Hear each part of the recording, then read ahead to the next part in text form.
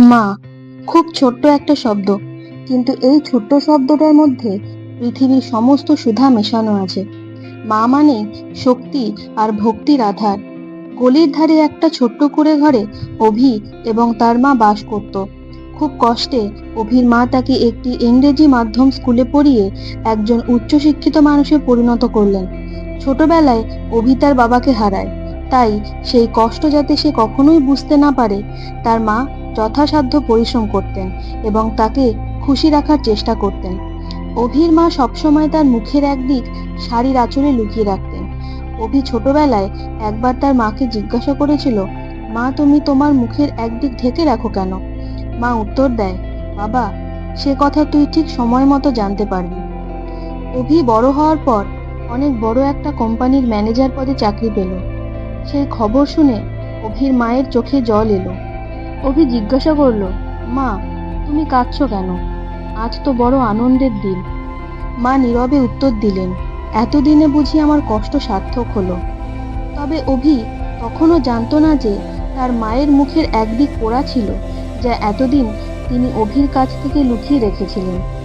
অভির চাকরি পাওয়ার পর মাঝে মাঝে তার বাড়িতে কোম্পানির বিভিন্ন আলোচনার জন্য সভা বসতো অভির বাড়িতে।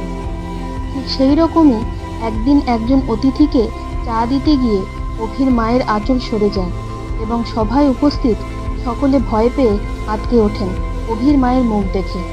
অভিও তার মায়ের মুখ দেখে এবং সকলের সামনে তার অসম্মানের জন্য ভীষণ রেগে যায় এবং তার মাকে তৎক্ষণাৎ সেখান থেকে তাড়িয়ে দেয়। শেষ পর্যন্ত বহু মায়ের মতো সেই হতভাগ্য মায়েরও আশ্রয় হয় বৃদ্ধাশ্রমে। যাই হোক, কোনো প্রকারে দিন যাপন করতে শুরু করলেন তিনি। অভিরও বিয়ের পর এক পুত্র সন্তান হলো, কিন্তু দুঃখের খবর, সেই পুত্র সন্তানের জন্মের পর থেকেই একটা বৃক্ষ খারাপ ছিল। ডাক্তার বলেই দিয়েছিল, খুব শীঘ্র যদি কেউ তার বৃক্ষ স্বইচ্ছায় দান না করে, তাহলে অভির পুত্র সন্তানকে বাঁচাতে ডাক্তার অক্ষম। সুতরাং ভীষণ দুঃখের সাথে এবং কিছু একটা অদ্ভুত ঘটে যাওয়ার আশায় দিন কাটতে লাগলো তাদের। এদিকে অভির মাও জানতে পারলো সেই কথা। প্রায় 20 বছর কেটে গেছে। নিয়ম মাফিক অপারেশনের মাধ্যমে অভির সন্তান মোটামুটি ভালোই ছিল। এইভাবে একদিন ডাক্তার হাসি মুখে বেরিয়ে এসে অভিকে বললেন তার সন্তান এখন সম্পূর্ণ সুস্থ। অভি এবং তার স্ত্রী তাড়াতাড়ি তাদের সন্তানের কাছে গেল এবং ঈশ্বরকে ধন্যবাদ দিতে লাগলো। কিন্তু হঠাৎ অভির মাথায় প্রশ্ন এলো, কে দিল বৃক্ষ?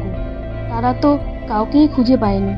তখন সেই ডাক্তার একজন বৃদ্ধাকে দেখিয়ে বললেন, ইনি দিয়েছেন নিজের বৃক্ষ, কিন্তু দুঃখের বিষয় তিনি নিজেই এখন প্রায় মৃত্যুশয্যায়। তখনই অভি চিনতে পারে সেই বৃদ্ধাকে, যার জন্য অভি আজ এত বড় জায়গায় চাকরি করছে, যার জন্য অভি এত বছর ধরে বেঁচে আছে। যিনি এত বছর অভিকে আগলে রেখেছিলেন, তিনি তার নিজের প্রাণ দিয়েই বাঁচিয়ে দিলেন আরও একটা নতুন প্রাণ। তিনি আর কেউই নয়, স্বয়ং অভির মা। অভি নীরবে চোখের জল ফেলতে ফেলতে নীরবে কেঁদেছিল সেদিন, দুঃখে নয়, আফসোসে।